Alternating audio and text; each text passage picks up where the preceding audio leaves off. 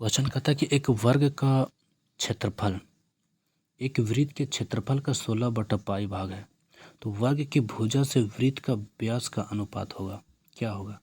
कहता है कि एक जो वर्ग है, ठीक है,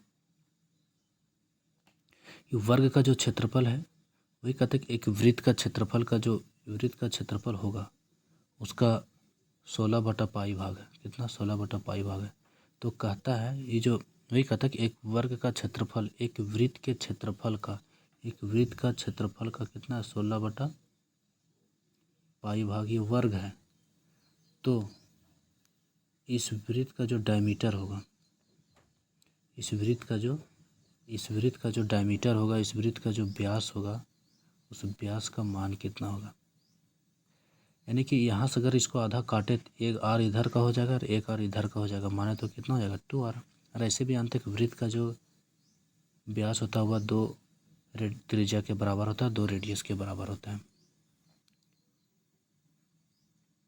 तो कुछ ज़्यादा कुछ नहीं करना है, बस एरिया ऑफ स्क्वायर जो हमारा स्क्वायर का जो एरिया है इसको बराबर कर देंगे जो वृत्त का एरिया का बराबर है, ठीक है। तो लिखते हैं हम यहाँ की वर्ग का क्षेत्रफल क्या होता है, वर्ग का क्षेत्रफल बराबर, ठीक है, वर्ग का क्षेत्रफल बराबर लिखेंगे तो जो हमारा जो वर्ग का क्षेत्रफल दिया हुआ कितना है? 16/पाई भाग दिया हुआ किसका? वृत्त का। किसका? वृत्त का। तो कहता है कि ये जो वर्ग का जो क्षेत्रफल है ना, वर्ग का क्षेत्रफल जो इधर का एरिया है वह वृत्त का 16/पाई भाग है। तो वही लिखेंगे कि वर्ग का जो क्षेत्रफल है वो वृत्त का 16/पाई भाग है। वृत्त का गुना और का माने गुना, तो वृत्त का 16/पाई भाग है। अब इसमें से ज़्यादा दिमाग लगाना नहीं है, बैठा देना जो वर्ग का क्षेत्रफल का होता है, क्योंकि वर्ग का हम जानते हैं कि सब भुजा जो होता है वह बराबर होता है। तो वर्ग का क्षेत्रफल हो जाएगा a² बराबर में 16 का 16 रहेगा और पाई का पाई हो जाएगा और गुने वृत्त, वृत्त का क्या होता है? पाई r² होता है। और यहाँ देखेंगे तो a² का a² हो जाएगा बराबर में 16, एक पाई से एक पाई खत्म, r²।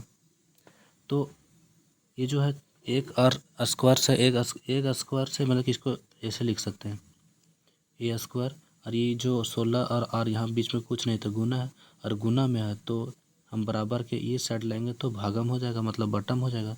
r² बराबर कितना हो जाएगा? 16। अब इसको क्या करना है कि यहाँ से स्क्वायर हटाएंगे। जब स्क्वायर हटाते हैं तो बराबर के जो बाद वाला संख्या रहता है उस पर जाकर का चढ़ जाता है? रूट चढ़ जाता है। यहाँ कितना हो जाएगा? 16। और ये √16 का जो वर्गमूल होता है कितना होता है? 4। ये 4 निकल गया। अब इसका कहता है कि रेशियो निकाल। यहाँ क्वेश्चन में पूछ दिया है कि वर्ग का क्षेत्रफल का, देखिए यहाँ नहीं समझ में आ रहा था हिंदी। अब देखिए यहाँ पर बोला है कि ratio, the ratio of the side of the square. तो स्क्वायर का जो रेशियो होगा, आंसर भी हमको रेशियो में दिया यानी कि अनुपात में दिया। अनुपात के 3:1 भी लिख सकते हैं या फिर 3/1 भी लिख सकते हैं। बटा में भी अनुपात को लिखा जाता है, इसलिए आपको ज़्यादा कन्फ्यूजन करने की ज़रूरत नहीं है। तो यहाँ लिखते हैं कि जो भुजा का अनुपात निकालने बोला है, मतलब कि ए और आर का हमको अनुपात निकालने के लिए बोला है। तो ए और आर का अनुपात निकालने के लिए बोला है तो लिखेंगे कि ए रेशियो आर का अनुपात बराबर क्या हो जाएगा? a/2r। आप कहेंगे ए ऊपर और बटा में 2r नीचे काहे लिख रहे हैं?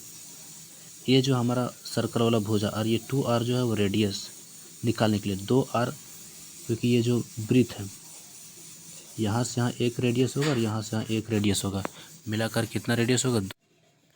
और ए जो है ऊपर में है तो ऊपर में लिख दिए, आर नीचे है तो आर नीचे लिख दिए। चूँकि यहाँ बीच में सेंटर है, एक साइड इधर का रेडियस एक साइड इधर का रेडियस, मिलाकर कितना होगा? 2r। ठीक है यहाँ तक। उसके बाद ए के मान यानी कि रेडियस अगर निकालें तो यहाँ कुछ दिया हुआ नहीं, तो मान के चलते हैं 1 है रेडियस में, नहीं तो एक मान दिया हुआ ए, ठीक है। इसको लिख सकते ए जो है ए का मान कुछ नहीं दिया हुआ, तो मान के चले 1 दिया हुआ है, या फिर इसको मान के नहीं चलना है। यहाँ आप इसको ऐसे लिख सकते हैं कि 1/2 गुने में a/r, इसको जब गुना करिएगा 1/2 गुने में A/R, तो लिख सकते कहते ए को ए के साथ गुना करते ए और बटा में 2R, ऐसे होगा। अब यहाँ 1/2 को 1/2 रहने दीजिए, 1/2 को 1/2 आप रहने दीजिए। और यहाँ पर आपको ध्यान रखना है कि जो A/R यहाँ देखिए गोल पर जो हम गोल कर रहे हैं ना, यहाँ पर देखिए तो A/R हम यहाँ गोल कर रहे हैं 100 और A/R का मान निकला है 100। पुट कर दीजिए, मतलब रख दीजिए वहाँ पर। A/R का मान कितना निकला है? 4 निकला है। ठीक है, तो 1/2 जो था तो 1/2 लिख दिए, गुना में कितना आया? A/R का मान 4, तो 4 बैठा दिए। 2 एकम 2 और 2 दूनी 4, तो कितना आया? 2 आया। यहाँ 2 आया और ए का मान कितना है? 1। तो यहाँ काटेंगे तो 1 ऐसे भी बचेगा, अनुपात में लेंगे तो ए का मान तो 1 ही होगा। ठीक है, ए का मान 1 ही होगा क्योंकि नहीं दिया है और भुजा सब बराबर है, तो पता चल रहा है 2 ए का मान जो 1 ही होगा। या फिर आप ऐसे कर सकते हैं कि यहाँ जो ए का मान कितना है? 4 निकाले। ठीक है, ए का मान 4 निकाले और ए रेशियो यहाँ ए ऊपर, तो ऊपर वाला कुछ नहीं, देखो ऊपर में है ना 1 होगा ऊपर, देखो ऊपर कैसे 1 होगा। तो यहाँ ध्यान से देखिए, यहाँ थोड़ा सा गड़बड़ाने वाला बात हो सकता है। 2 एकम 2, 2 दूनी 4, ये जो 4 है 4 ऊपर काट गया तो यहाँ बचा कितना? ऊपर बचा 2, नीचे 1, तो इसको लिख सकते हैं 2:1, ये हमारा आंसर हो जाएगा।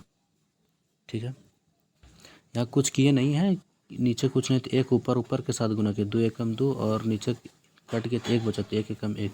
तो वही तभी बता रहे थे ना कि 2:1 लिखिए या फिर 2/1 लिखिए, बात बराबर है। ठीक है, तो थैंक यू।